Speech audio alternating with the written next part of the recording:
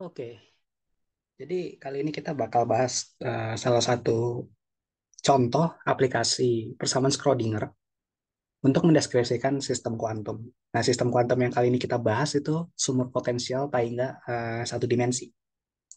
Nah, sumber potensial Taingga satu dimensi itu biasanya bentuknya kita punya potensial yang bergantung terhadap ruang gitu ya, di mana fungsi potensial itu bisa kita tuliskan sebagai berikut. Misal, yang paling sederhananya,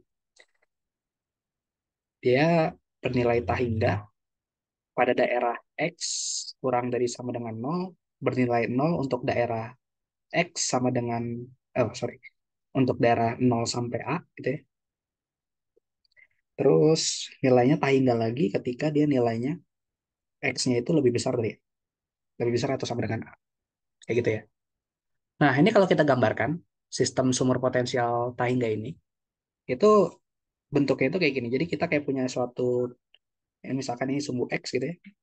Sumbu X, terus ini yang sumbu tegaknya itu adalah potensialnya gitu ya. Jadi kayak kita punya pada titik pada pada x sama dengan berapa gitu nanti nilai potensialnya berapa gitu ya. Nah, ini fungsi potensialnya sumbu y-nya. Nah, pada x sama dengan nol dia nilai sumbu y-nya ini tai enggak. Jadi potensialnya itu tai enggak. Terus pada x sama dengan a, misalkan x sama dengan a di sini ya. Itu nilai potensialnya juga tai enggak lagi. Jadi ini f a gitu ya. Itu nilainya tai enggak lagi. Kayak gitu. Nah, tapi pada titik antara nol dan a gitu ya, pada daerah antara nol dan a di sini, di tengah-tengah sini, dia itu potensialnya nol gitu. Jadi garisnya tuh tepat di sama dengan nol ini sumbu y-nya kayak gitu. Nah, ini adalah sistem sumber potensial Taingga satu dimensi. Nah, biasanya untuk meninjau kasus sumber potensial Taingga satu dimensi ini ada dua hal yang pengen kita cari tahu. Dua hal yang pengen kita cari tahu itu apa aja? Dua hal yang pengen kita cari tahu itu adalah solusi dari persamaan Schrödinger-nya yang berupa nilai eigen dari energinya dan juga fungsi gelombangnya. Jadi nanti persamaan Schrödinger-nya yang mendeskripsikan partikel yang terjebak di sistem ini. Persamaan Schrödinger itu solusinya ada energi eigennya, eigen energi, nilai eigen energi gitu ya. Sama satu lagi fungsi eigen, yang mana fungsi eigen itu adalah fungsi gelombang yang menggambarkan partikelnya, gitu ya, si x sebagai fungsi x. Oke, nah gimana cara kita nyari nilai eigen energi dan juga nyari fungsi gelombang? Nah itu langsung kita terapkan aja persamaan Schrödinger ya. Nah persamaan Schrödinger yang bentuknya satu dimensi gitu ya, secara umum itu kan bisa kita tuliskan sebagai kayak gini ya, minus h bar kuadrat per 2m gitu ya. Terus turunan fungsi gelombangnya terhadap x ditambah potensial sebagai fungsi x dikalikan dengan fungsi gelombangnya sebagai fungsi x juga sama dengan i dikali h coret gitu ya dikali turunan dari fungsi gelombangnya terhadap waktu dpsi per dt. Kayak gini. Dan ini adalah persamaan Schrödinger bergantung waktu yang dia bentuknya satu dimensi. Jadi kebergantungan terhadap ruangnya cuma bergantung sama sumbu x saja. Variasi dari sumbu dari fungsi gelombang. Kayak gitu. Nah, terus kita ingat baik-baik di sini kita bisa menggambarkan partikel itu dia bisa berada pada sistem ini atau enggak itu kayak gimana, yaitu kita lihat dari energi totalnya kayak gitu ya. Nah, yang di sebelah ruas kiri ini gitu ya, yang di sebelah ruas kiri ini kalau misalkan si pesinya itu kita keluarkan, kalau pesinya kita keluarkan kayak gini, nah jadi kayak gini. Nah, suku yang ada di dalam kurung ini adalah suku yang kita sebut dengan yang namanya operator Hamiltonian. Nah, apa itu operator Hamiltonian? Nah, operator Hamiltonian itu sebenarnya menggambarkan energi total dari sistemnya, gitu ya.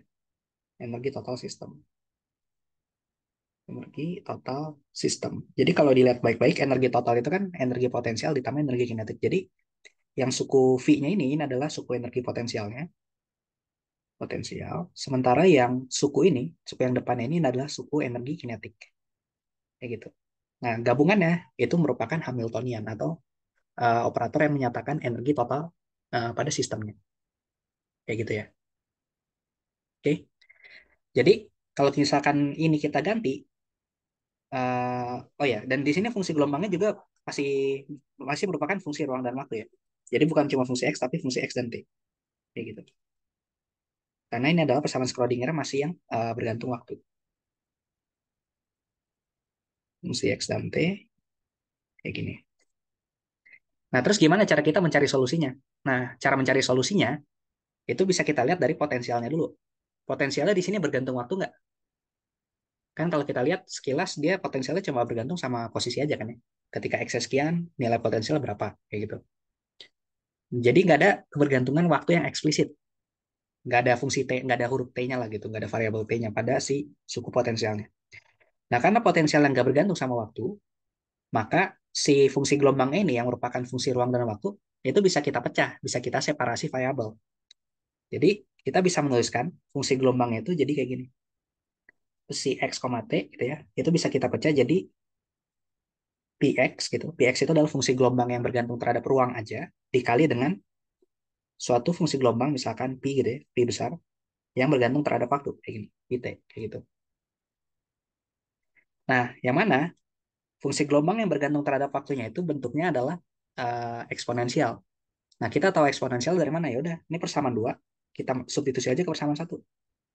Persamaan dua kita substitusi ke persamaan satu, nanti kita bakal dapat yang ruas kirinya, yang dalam kurung ini kan kita ganti jadi operator Hamiltonian. Berarti Hamiltoniannya dikalikan fungsi gelombangnya, itu si X dikali pt gitu ya, sama dengan yang di ruas kanan ini berubah juga. Jadi I H coret do si X dikali pt turunan terhadap waktu, kayak gitu.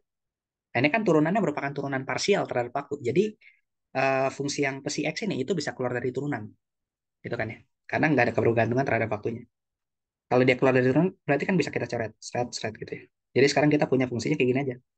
A bar, Hamiltonian dikali pt sama dengan I A bar dikali do pt per do t. Nah, ini kan persamaan diferensial order satu yang bisa kita selesaikan dengan cara kita integralkan kan ya. Kalau yang ada yang pt-nya kita gabungin sama pt terus dt-nya kita pindahin, nanti kita bakal dapat, oh sorry sorry, ini ada yang kurang, ini minus ya harusnya. Oke, ini minus. Ini minus. Nah, kalau minus kita pindah ruas ke kiri berarti jadi positif. Berarti ntar jadi uh, I dibagi H bar dikali Hamiltonian. Nah, ini dt gitu ya. Lalu yang di ruas kanannya itu jadi uh, dpt per pt. Nah, ini kita integralkan kedua ruas. Nah, ini kan integral yang di ruas kanan itu jadi ln ya. Jadi ln. Berarti ini jadi ln pt kayak gitu. Sementara yang di ruas kiri itu jadi integral sebagai fungsi t biasa. Berarti jadi I per H bar dikali Hamiltonian sebagai dikali dikali T. Kayak gitu. Oke. Nah, terus kita inverse, maka nanti kita dapat yang apa? Fungsi gelombang untuk suku waktunya, yaitu adalah E pangkat I H bar Hamiltonian dikali T dibagi H bar. Kayak gitu. Nah, ini adalah bagian suku waktunya. Nah, sekarang gimana cara kita nyari fungsi gelombang yang untuk suku ruangnya? Nah, untuk fungsi gelombang yang suku ruangnya, kita harus pahami bahwa suatu variabel Hamiltonian ini bukan cuma variabel biasa. Jadi di teori kuantum Hamiltonian ini bukan cuma Hamiltonian ya. Jadi Hamiltonian, momentum sudut, momentum linear, terus apa lagi? Posisi gitu ya. Sama nanti kita juga bakal kenalan sama yang namanya spin gitu.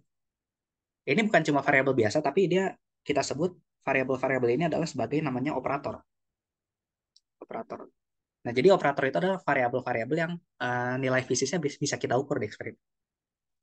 Atau kita bilangnya itu adalah observable. Observable. Gitu ya, observable. Jadi bisa diukur nilainya melalui eksperimen. Nah, tapi secara matematis, operator itu apa sih? Nah, operator itu adalah suatu objek matematika yang ketika dia dikenakan ke suatu fungsi, dia akan mengubah perilaku fungsinya. Kayak contoh misalkan operator penjumlahan. Kita punya operator penjumlahan plus. Terus kita kenakan kedua fungsi. Misalkan fungsinya adalah A, fungsi satu lagi ada B. Maka ketika kita lakukan operasi gitu ya, operasi itu adalah mengenakan operator ke suatu fungsi. Yang mana operasinya kalau untuk operator penjumlahan itu adalah operasi penjumlahan berarti A ditambah B. maka kita bakal menghasilkan suatu fungsi baru, katakanlah C. Yang mana C ini adalah nilainya adalah nilai A ditambah sama nilai B. Kayak gitu. Jadi ini ada tadinya ini adalah fungsi fungsi tunggal gitu ya. Ini fungsi, ini fungsi. Terus ketika kita jumlahkan, kita melahirkan suatu fungsi baru. Kayak gitu. Nah, itu namanya operator. Jadi suatu objek matematika yang bekerja ke suatu fungsi lalu mengubah keadaan dari fungsinya. Nah, gitu juga sama Hamiltonian, momentum sudut, momentum linear, terus apa sih namanya? Posisi dan juga spin itu adalah operator. Jadi ketika si Hamiltonian ini kita kenakan ke fungsi gelombang gitu ya. Nanti dia akan mengubah perilaku fungsi gelombangnya. Kayak gitu. Nah, tapi ingat operator Hamiltonian itu kan menyatakan energi total sistem. Kayak gitu ya. Jadi ketika operator Hamiltonian kita kenakan ke fungsi gelombang ya, si X, T, itu nanti dia hasilnya bakal memberikan suatu energi total sistem yang kita sebut dengan namanya energi eigen dari sistemnya. X, T. Nah, sementara tadi kan psi X, T kita udah dapat ya. Psi X, T itu adalah psi kecil X dikali dengan pi T. Berarti bisa kita tuliskan lagi sebagai psi kecil X, T, psi kecil X dikali pi T. Kayak gitu. Yang diruskan juga sama. Ini kita tuliskan psi kecil X dikali pi T. Nah, tapi kan tadi kita dapat bahwa pi T-nya itu ternyata bentuknya adalah sederhana, yaitu cuma eksponensial dari si Hamiltonian aja. Berarti bisa kita coret nih. Pi T-nya di ros kiri sama di ros kanan. Karena bentuknya adalah sederhana, cuma eksponensial kayak gini aja. Kayak gitu ya. Jadi nanti kita dapat persamaan Hamiltonian dikalikan fungsi gelombang terhadap ruang gitu ya. Itu nilainya sama dengan energi total atau energi eigen dikalikan fungsi gelombang terhadap ruang. Gitu ya. Yang mana nilai energi eigen ini adalah suatu bilangan skalar. Nah, persamaan ini adalah yang kita sebut dengan namanya persamaan masalah nilai eigen atau eigen value problem. Eigen value problem. Kayak gitu ya. Nah, untuk menyelesaikan eigen value problem ini, kita harus meninjau persamaan Schrödinger yang bergantung ruang ini aja, gitu ya, yang tidak bergantung waktu ini. Ini kan persamaan Schrödinger kan ya, eigen value problem ini, karena Hamiltonian tadi kan adalah ya suku yang ininya, suku yang depannya ini yang dalam kurung. Kita harus meninjau dia di masing-masing daerah. Kan di sini fungsi gelombangnya cuma bergantung ruang kan ya. Berarti kita tinjaunya di masing-masing daerah untuk ruang-ruang yang berbeda. Daerahnya ada di mana aja? Daerah pertama itu ada di sini. Ini daerah satu. Yaitu ketika X-nya lebih kecil dari nol. Atau di sumbu X negatif gitu ya. Terus daerah kedua itu ada di tengah-tengah sini. Yaitu ketika X-nya antara nol sampai A. Gitu ya. Terus daerah ketiga itu adalah untuk daerah yang sebelah kanan. Yaitu ketika X-nya lebih besar atau sama dengan A. Kayak gitu. Karena di daerah satu dan 3 ini adalah daerah di mana potensialnya tak kayak gitu ya. Nah, jadi nanti kita harus mengevaluasi nih si persamaan Schrödinger ya di daerah satu, di daerah 2 sama daerah 3 kayak gitu. Nah, ini Hamiltoniannya kalau kita bentuk ke dalam apa sih namanya? Turunan lagi, turunan terhadap fungsi X dan ditambah sama potensial, nanti kita bakal dapat minus H bar kuadrat per 2M dikali do kuadrat psi X gitu ya, per do X kuadrat ditambah sama potensial dikali psi X gitu ya, sama dengan E dikali psi X kayak gitu. Oke. Nah, ini kalau yang persamaan ini persamaan 4 bintang ya. Kalau yang persamaan 4 bintang ini adalah eigenvalue problem. Jadi bahasanya itu pakai kita menggunakan bahasa aljabar linear. Nanti bakal dijelaskan lebih lanjut lagi tentang formalisme teori kuantum menggunakan bahasa aljabar linear, bahasa operator. Tapi kalau misalkan kita nyatakan sebagai persamaan 4, ini kita menyatakannya sebagai bahasa persamaan diferensial. Ya. Persamaan diferensial order 2. Kayak gitu. Yang mana persamaan diferensial order 2 ini cuma bergantung sama ruang aja. Jadi kita bisa bilang persamaan diferensial order 2 ini yang kita tuliskan dalam persamaan 4 itu adalah persamaan Schrödinger bebas waktu. Schrödinger bebas waktu. Kenapa bebas waktu? Ya karena dia cuma fungsi X aja kan ya. Nggak ada fungsi T-nya. Gitu. Time independent Schrödinger equation. Ya gitu ya. Nah sekarang kita tinjau untuk masing-masing daerah. Untuk daerah satu, Di daerah satu itu kan dia potensialnya itu nilainya sama dengan Taiga kan ya. Yang mana daerah satu itu terletak pada X kurang dari atau sama dengan 0. Kayak gitu. Nah, ketika potensial Taiga, ini partikel nggak mungkin berada di daerah tersebut. Ibarat kata kita bayangin aja gini. Kita punya suatu bukit gitu ya. Kita punya suatu bukit. Nah, partikel itu pengen mendaki bukit tersebut. Gimana caranya partikel bisa mendaki bukit tersebut? Ya energinya kita naikkan kan ya. Energi si partikel. Supaya dia bisa mendaki bukitnya. Karena makin tinggi bukitnya berarti energi potensial bukitnya makin tinggi. Ya gitu. Tapi sekarang si bukitnya itu dia punya energi potensial Taiga. Artinya tingginya Taiga. Artinya kita juga juga juga butuh energi yang sebesar Taiga banyaknya untuk menaiki bukit tersebut. Jadi dibutuhkan E-nya lebih besar atau E-nya itu juga nilainya Taiga gitu ya. Bukan lebih besar, tapi apa energi partikel juga harus Taiga supaya dia bisa mendaki bukitnya. Yang mana energi partikel Taiga itu nggak fisis, nggak ada gitu ya. Energi partikel itu harus berhingga nilainya. Nah, karena energi partikel harus berhingga nilainya, maka nggak mungkin kita mendaki bukit tersebut. Kalau nggak mungkin, artinya kita nggak mungkin menemukan partikel pada daerah satu ini, gitu ya. Jadi daerah satu ini kita sebut dengan namanya forbidden area. Forbidden area. Jadi nggak mungkin partikel berada pada area ini. Kalau partikel yang nggak mungkin berada pada area ini, maka fungsi gelombangnya itu nilainya sama dengan 0. Kayak gitu. Karena ingat, berdasarkan interpretasi dari Max Born, modulus dari fungsi gelombang itu menyatakan apa? Menyatakan probabilitas untuk menemukan partikel. Jadi kalau misalkan partikel yang nggak mungkin berada di sana, maka probabilitasnya 0. Gitu ya. Jadi fungsi gelombangnya kita anggap aja 0. Kayak gitu. Nah, berarti hal ini juga berlaku untuk daerah 3. Daerah 3 itu kan daerah X lebih besar dari atau sama dengan A gitu kan ya. Nah, pada daerah X lebih besar atau sama dengan A, nilai potensialnya itu juga sama dengan Taiga. Maka ini juga termasuk forbidden area. Forbidden area. Gitu ya. Nah, maka ini juga fungsi gelombangnya. Oh, ini kita kasih label. Daerah satu pesi 1 gitu ya. Daerah 3 itu pesi 3.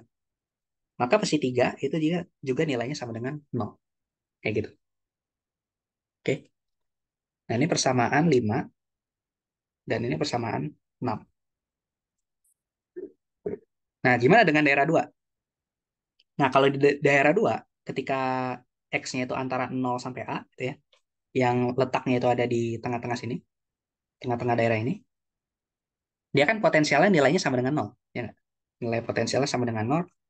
Artinya, bisa jadi ada partikel di sana. Kalau misalkan energi partikelnya itu lebih besar dari potensialnya. Berarti ketika energinya itu lebih besar dari 0, partikel bisa jadi ada di sana. Kayak gitu ya. Berarti di sini daerah yang boleh, di mana partikel boleh ada gitu ya. Ini daerah yang boleh. Daerah yang boleh. Karena si potensialnya itu nilainya sama dengan 0. Tapi dia ingat syaratnya dia bakal punya partikel di sana kalau misalkan energi partikel itu juga lebih besar dari potensialnya, yaitu lebih besar dari 0. Oke. Nah, karena dia potensialnya 0, kita tuliskan sekarang persamaan Schrödinger ya untuk daerah ini. Tadi kan persamaan Schrödinger yang bebas waktu, yang cuma bergantung sama ruang ini kan ya. Ups, salah. Nah, ini persamaan Schrödinger yang cuma bergantung sama ruang aja, atau persamaan Schrödinger yang bebas waktu. Kita copy. Nah, kita tuliskan lagi. Nah, sekarang pada daerah ini kan dia potensialnya itu nilai sama dengan 0. Berarti suku yang ini habis kan ya, hilang. Seret, seret, gitu. Jadi nanti kita tinggal sisa persamaannya itu cuma ini aja. Minus A bar kuadrat per 2M, 2 kuadrat besi per 2X kuadrat gitu ya. Sama dengan energinya, energi eigennya dikali si X. Kayak gitu. Atau besi aja. Karena kita udah tahu kalau besi kecilnya itu bergantung sama X aja kan ya. Jadi X yang usah tulis. Nah sekarang, ini kita jadikan satu ruas. Terus yang turunan keduanya ini kita pindahin semua koefisiennya. Nanti persamaan ini bisa kita tulis ulang sebagai kayak gini.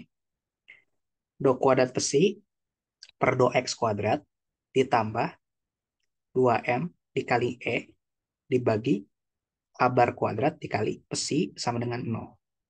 Nah ini deh. Nah ini kalau kita lihat baik-baik persamaannya, ini adalah mirip bentuknya persis banget sama persamaan osilator harmonik, ya nggak? Kan persamaan osilator harmonik gini kan ya. Do kuadrat Y per do X kuadrat ditambah sama omega kuadrat atau K kuadrat gitu ya. K kuadrat dikali X, sorry, K kuadrat dikali Y, dia nilainya sama dengan 0. Kayak gini. Ini adalah persamaan osilator harmonik sederhana. Kayak gitu ya. Karena bentuknya sama persis, maka ya udah, ternyata pada daerah 2 ini, si partikelnya itu memiliki fungsi gelombang yang sifatnya itu kayak osilator harmonik sederhana. Gitu ya. Nah, kalau osilator harmonik sederhana kan solusinya itu bisa kita nyatakan sebagai fungsi harmonik ya, yaitu fungsi sinusoidal atau eksponensial kompleks.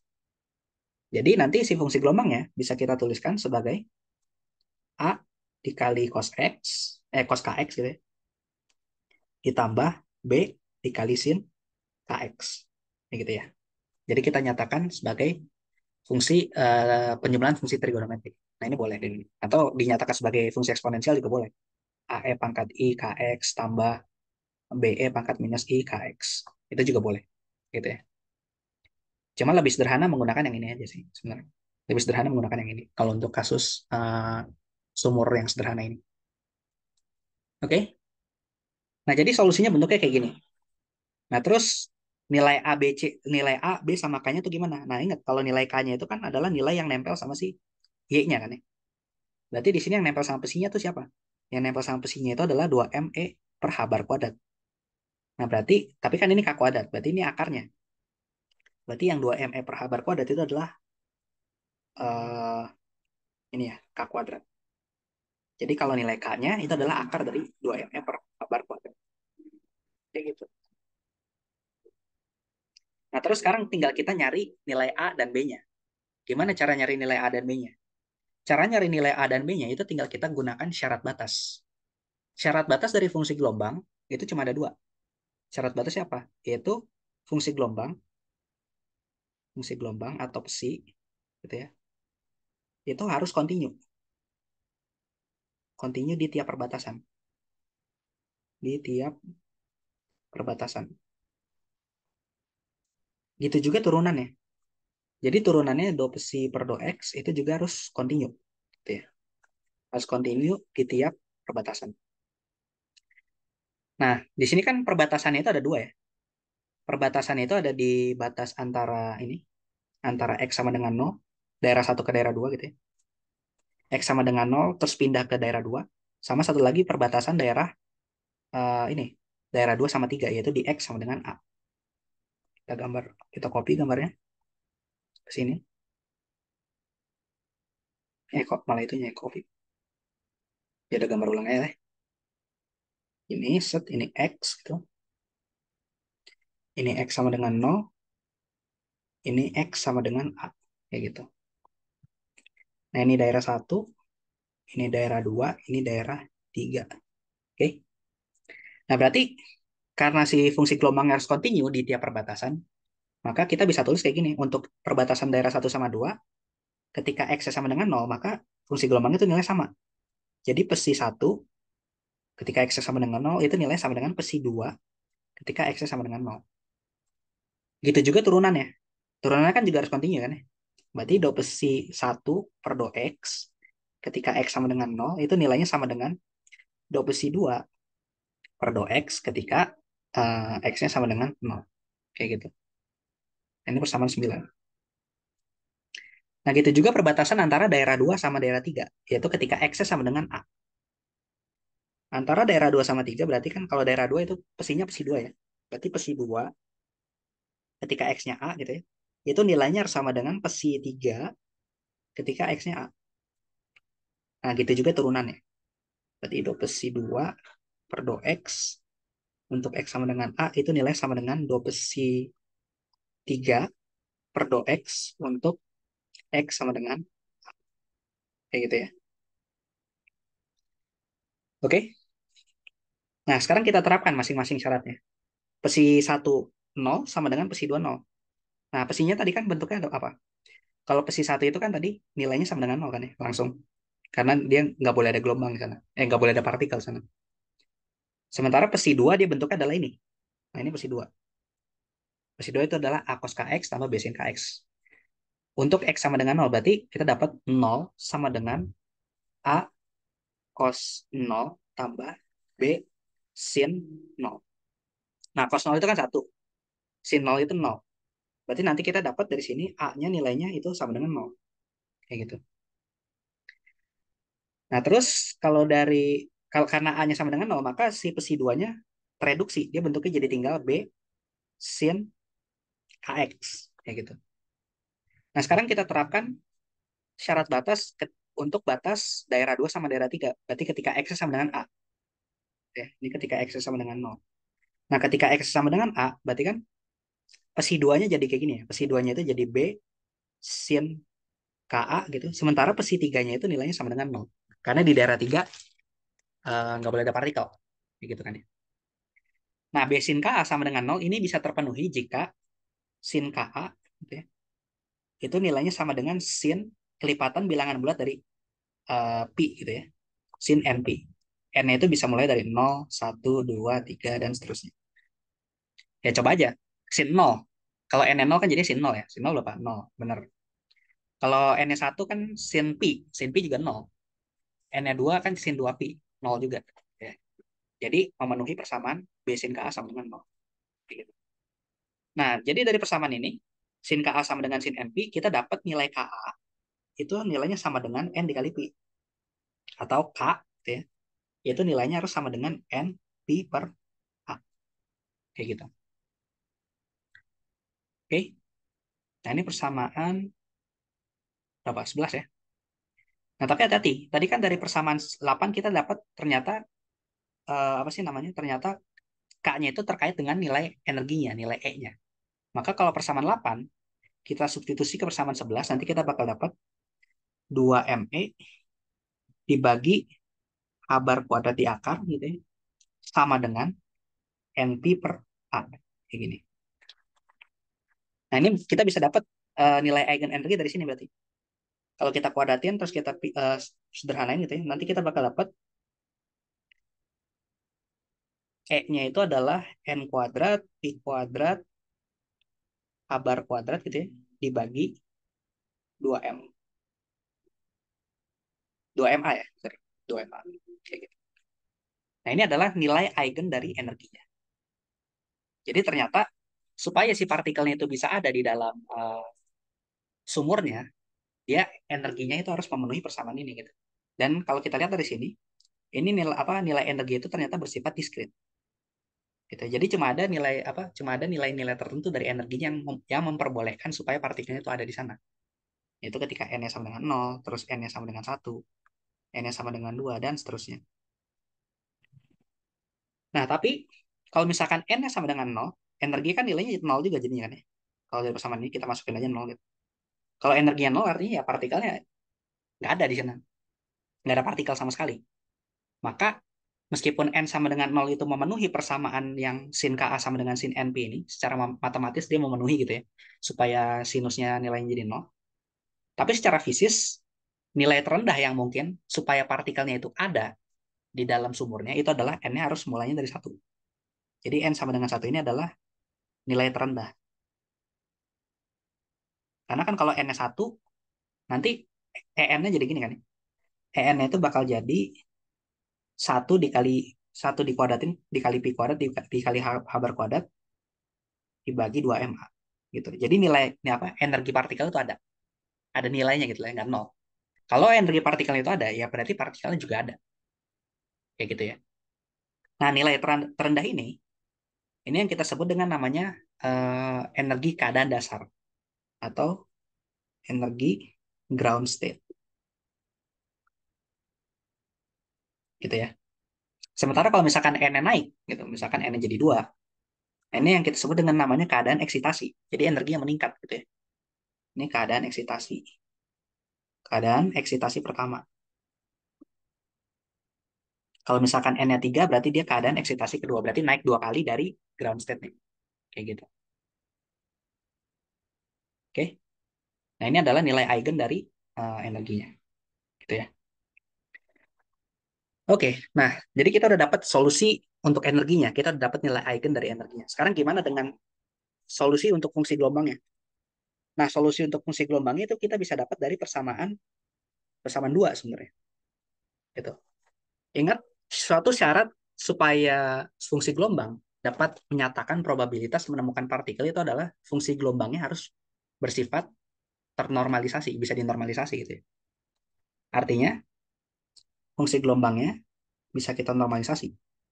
Secara matematis bisa kita tulis integral dari modulus fungsi gelombangnya untuk seluruh ruang gitu ya, itu nilainya sama dengan satu.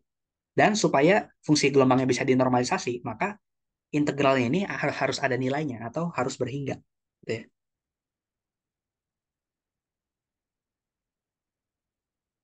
Nah, terus ingat modulus dari fungsi gelombang itu kan bisa kita tuliskan sebagai konjugat dari fungsi gelombangnya dikalikan dengan fungsi gelombang itu sendiri. Kayak gitu. Nah, tapi kan tadi fungsi gelombangnya kita punyanya bentuknya real semua kan ya. Untuk daerah satu fungsi gelombangnya nol. Untuk daerah 2 dia fungsi gelombangnya adalah B sin Kx. Kalau untuk daerah 3 dia fungsi gelombangnya adalah nol juga. Berarti kalau misalkan kita apa hitung modulusnya untuk semua daerah, kita bisa tuliskan kayak gini. Integral dari modulus fungsi gelombang di seluruh ruang itu adalah integral dari minus ta hingga sampai nol. Jadi dari minus ta hingga sampai nol karena nol itu adalah batas daerah pertama. Dengan fungsi gelombang itu adalah psi satu. Oh, sorry. Konjugat dari psi satu dikali psi satu dx itu ya. Ditambah integral dari nol sampai A karena ini adalah batas-batas daerah 2. Ini batas bawah, ini batas atasnya. Psi 2, psi 2 bintang gitu ya. Psi 2 bintang dikali psi 2 dx ditambah integral dari A sampai ta hingga psi 3 bintang dikali psi 3 dx kayak gitu. Dan nilai integral itu harus sama dengan satu. Nah, psi satu itu kan nol. Berarti ya otomatis integralnya yang di daerah satu itu nol. Gitu juga psi 3. Berarti yang ada integralnya itu cuma di daerah 2 aja. Dari nol sampai A. Psi 2 bintang dikali psi 2 dx. Nah, ini nilainya harus sama dengan satu. Nah, psi 2 itu kan besin kx. Ini fungsinya adalah fungsi real. Jadi kalau misalkan dikali konjugatnya, dia tinggal sisa. Gini aja kan ya. Psi 2 bintang dikali psi 2 itu adalah tinggal besin kx dikali sama besin kx juga.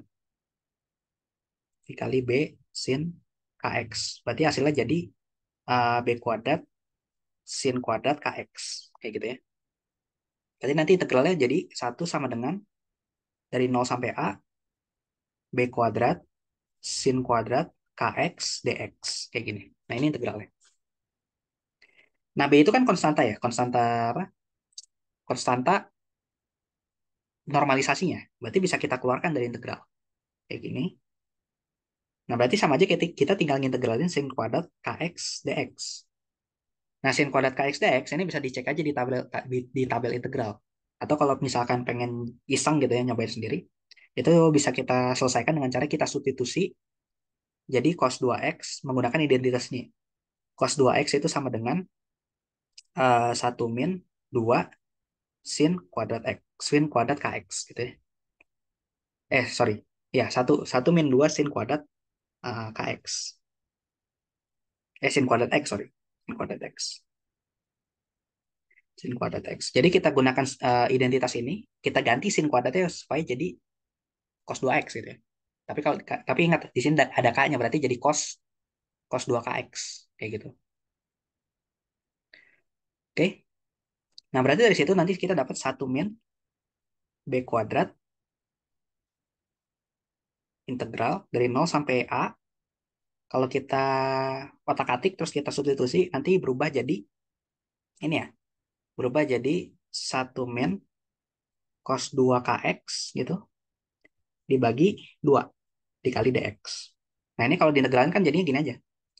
B kuadrat terus setengah. Ini kan 1/2 ya. 1/2 diintegralkan jadi setengah x. Terus cos 2kx diintegralkan kan jadinya sin 2kx per 2k. Jadinya 1/4 k dikali sin 2kx gitu ya. Batasnya dari nol sampai a. Nah, tapi ingat tadi kan nilai k-nya itu yang memenuhi cuma boleh adalah np dibagi a. Kayak gitu kan ya. Berarti kalau kita masukin ke sini, kita bakal dapat setengah Ini X-nya berubah, berarti jadi A gitu ya. Dikurangin seperempat K dikali sin 2, K-nya kita ganti jadi NP per A, batas atasnya dimasukin berarti jadi A gitu ya. Dikurangin sin 2 NP per A, batas bawah ini masukin jadi 0. Kayak gitu. Nah ini kan yang belakang ya udah jadi sin 0 kan ya. Karena 0 dikali ini jadi 0. Berarti yang belakang habis. Sementara kalau yang suku yang ini, NP per A dikali A kan jadinya 2 NP. 2 NP itu adalah kelipatan bilangan bulat dari 2pi. Nah, sin 2pi itu mau kelipatan bilangan bulat berapapun, sin, sin 0, sin 2pi, sin 4pi, itu kan hasilnya jadi 0 ya. Berarti suku ini juga habis. Gitu ya. Berarti sekarang kita tinggal sisa dapat B kuadrat dikali A per 2, itu nilai sama dengan 1. Atau kita dapat konstanta normalisasinya B-nya, itu adalah eh, 2 per A di akar. Nah, ini adalah nilai B-nya. Jadi, endingnya kita bakal dapat si apa? Si fungsi gelombang yang sudah ternormalisasinya itu adalah sama dengan akar 2 per A dikali sin Kx gitu ya. Tapi ingat tadi K-nya itu kan adalah NP per A. Berarti sin NP per A dikali X. Untuk daerah 0 sampai A gitu ya. Sementara untuk daerah 1 sama 3 tadi 0 kan ya nilainya. Kayak gitu. Nah ini adalah fungsi gelombang partikelnya. Nah ini kalau kita lihat baik-baik fungsinya gitu ya. Itu nanti si partikelnya di dalam kotak itu kan bergantung sama nilai n-nya. Jadi nanti keadaannya itu bakal berubah-berubah. Kayak misalkan ketika n-nya sama dengan 1. Ketika n-nya sama dengan 1, nanti si partikel itu seolah-olah bakal membentuk kayak gelombang berdiri. Jadi ntar sifat gelombang si partikel itu kayak gini. Nah, gitu. Kayak gelombang berdiri dari dawai itu apa ya? Senar gitu ya, senar gitar yang kedua ujungnya diikat. Gitu. Jadi bakal ngebentuk dua simpul sama satu perut. Kalau misalkan ntar n-nya naik, keadaannya naik pereksitasi gitu ya, itu dia jadi naik harmoniknya. Jadi kalau misalkan uh, kalau ini seolah-olah kayak di dawai itu kayak jadi nada dasar, nanti ketika n-nya jadi sama dengan 2, energinya naik gitu ya, jadi ke keadaan tereksitasi, dawainya itu berubah jadi keadaan ke apa sih namanya? Harmonik pertama. Gitu. Jadi ntar jadi ada apa? Jadi ada 3 simpul sama 2 perut. Kayak gini. Gitu juga kalau n-nya 3 dan seterusnya. Kayak gitu ya. Dan salah satu sifat istimewa dari si fungsi gelombang ini adalah fungsi gelombang ini dia bersifat ortonormal. Ortonormal. Ortonormal itu artinya ortogonal, dan ternormalisasi. Ternormalisasi. Ternormalisasi berarti ya dia benar-benar bisa melambangkan probabilitas menemukan partikel gitu kan ya. Tapi kalau ortogonal tuh maknanya apa? Ortogonal tuh maknanya adalah keadaan-keadaan ini. Maksudnya keadaan dasar n sama dengan 1, keadaan eksitasi pertama n sama dengan 2. Ini saling bebas satu sama lain. Jadi keadaan dasar ini ya nggak bakal ngaruh apa-apa ke keadaan yang eksitasi pertama. Ya, eksitasi pertama. Gitu juga keadaan eksitasi pertama nggak bakal ngaruh apa-apa ke keadaan dasarnya. Atau ke keadaan misalkan eksitasi keduanya. Eksitasi kedua gimana ya? Kan kalau ini 2 perutnya, berarti jadi 4 ya sekarang perutnya. 1, 2, 3, 4 kayak gini ya. Nah ini keadaan n sama dengan 3. Atau keadaan eksitasi kedua. Nah ini saling bebas, jadi nggak bakal saling mempengaruhi satu dengan yang lain. Oke, nah jadi gitu. Ini adalah salah satu contoh untuk potensial sumur tak hingga 1 dimensi.